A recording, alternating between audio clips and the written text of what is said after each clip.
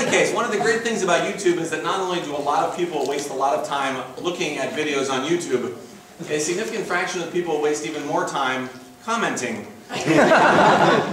on videos on YouTube, to the point now where the comments on my YouTube video are actually funnier than the video itself. So I want to share with you some of my favorites. Starting with someone with the screen name of Coolway, who writes, I can't tell whether this is supposed to be funny or educational.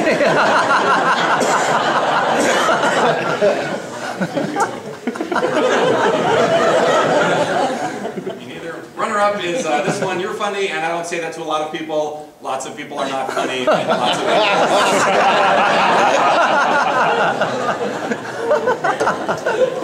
I like to think I'm doing something new in the world by doing economics comedy. Apparently not. The next person writes, a Jew who's an economist and a stand-up comedian. You can't get any more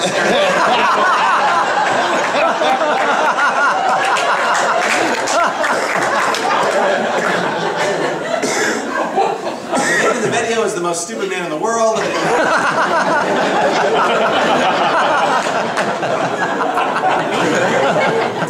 Not everybody's a fan of the video. The next person writes, I spaced off listening to this, just like And then there's kind of the crazy people, like this guy. They make economics boring and confusing on purpose because they don't want you to figure out that the whole economy is a Ponzi scheme. So it's bonus points for creating a new word. The craziest thing somebody wrote was this. What a confusion of deceptions. The U.S. Congress does not print money as the Constitution dictates. That power was usurped by a cabal of international banks.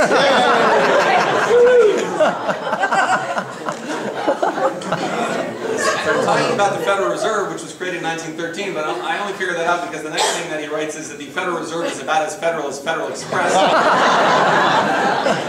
I honestly have no idea what that means. I'm pretty sure this guy's voting for Ron Paul.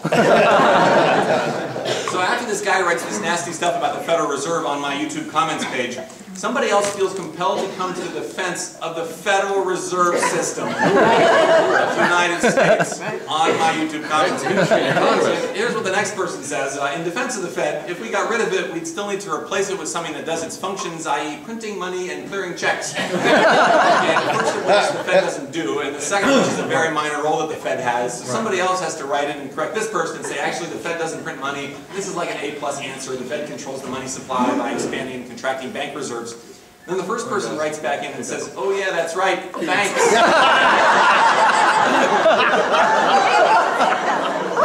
Except remember Cuban. So now we're getting, shh, please be quiet. Now we're getting, not all exchanges are this nice. Probably the meanest exchange on YouTube starts with somebody who writes, this video rules. By the way, I'm not an economist, I switched my major. Which prompts somebody else to write in and say, thanks for keeping us updated. Let us know when you drop out altogether. I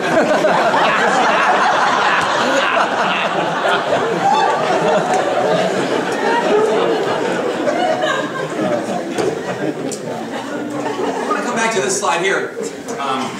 Because the example in this footnote of trade making everyone worse off is actually a real example in a very made-up economics model sort of way. It actually is possible for trade to make everyone worse off. And so, since that relates to climate change, our topic for today, I want to talk you through this example real quick. So in a made-up economics world, imagine we've got these three people, orange, pink, and blue. They all live in a small town. Small town is an air pollution problem, and all three of these people, they're good Americans, so they each have a garage that's full of stuff that they don't use.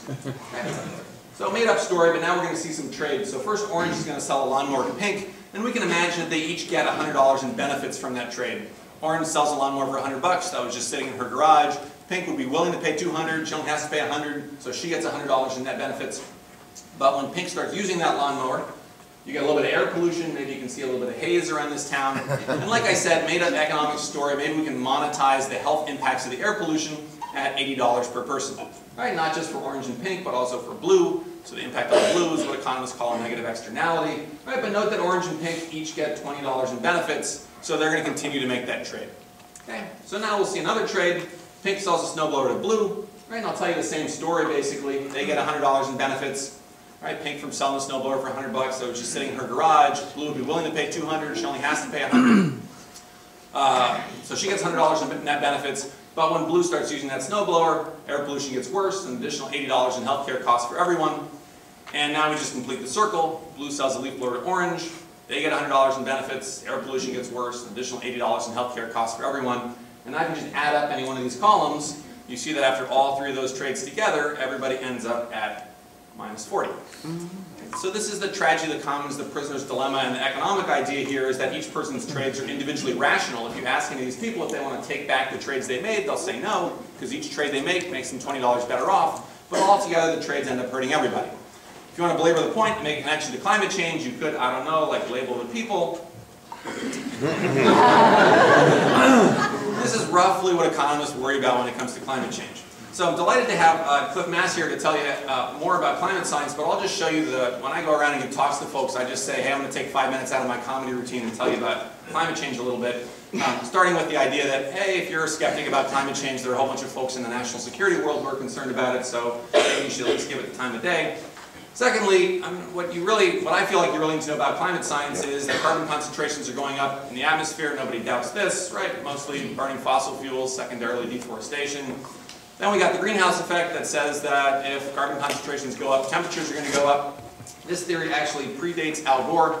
It goes all the way back to this fellow, Arrhenius, who's a chemist in Sweden.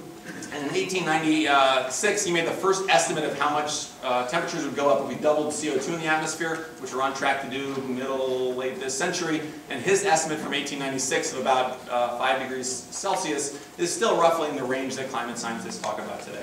The big difference between where he was then and where we are now is that he thought that climate change was going to be awesome, because he lived in Sweden. We tend to be a little bit more concerned about it. In any case, we have this theory, we have the fact that carbon concentrations are going up, we have a theory that says that if carbon concentrations go up, temperatures will go up, and so we can run the experiment, and that's what we've been doing. And here are the results so far. Temperatures going up more or less in line with what climate scientists have projected, about 0.2 degrees Celsius, 0.36 Fahrenheit per decade. Here's another way of looking at it. Here's the average for the 1970s, global temperature. There's the average for the 1980s. There's the average for the 1990s. There's the average for the 2000s. But if you're not convinced that humans are partly responsible for climate change, it's okay, because I'll find common ground with you anyway. And that common ground comes from the economic idea, right, which is that the way to get less pollution is to make polluting expensive. Right? Because when you make polluting expensive, you get market forces involved in putting conservation, promoting conservation, innovation, new technologies, all those things that I at least love about capitalism, which is why I wear this t-shirt. So what I work on as an economist is finding ways to use market forces to protect the environment. So you can do that with a cap and trade system or a carbon tax. And the idea that I like to talk to folks about in terms of what you can do with that revenue, right, because the point is to drive up the price of fossil fuels one way or another. What I like to talk about is that we could be using most of that revenue to reduce or eliminate existing taxes, so what's called environmental tax reform or tax shifting. So you hear more about that idea today, as well as a number of other ideas. And the basic economics is that we should be taxing things we want less of instead of taxing things we want more of. Right, and this is where I actually find common ground, even with folks who don't believe in climate science. So George Will came to one of my classes. He doesn't believe that humans are responsible for climate change. But I asked him what he thought about replacing the payroll tax with a carbon tax, and he said that he was all for it, right? Because he hates the payroll tax. And with unemployment at 9%, I hate the payroll tax also. Right? So, and Al Gore hates the payroll tax. Al Gore says we should tax what we burn and not what we earn. So I asked George Will what he thought about the fact that Al Gore agreed with him on this particular issue, and George Will said, well, he said, an idea should not be held responsible for the people who believe in it. And with that, I want to welcome you to the conference and thank you all for coming.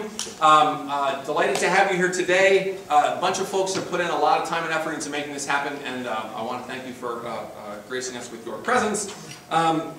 We're going to try to make things run real quick on time, so the speakers are timed. If you have Q&A, we'll have time for Q&A at the end of each of the talks. Please don't use that time to make statements, so we'll limit it. You should be able to get a question out in about 20 seconds. Otherwise, I'm going to call the bouncer.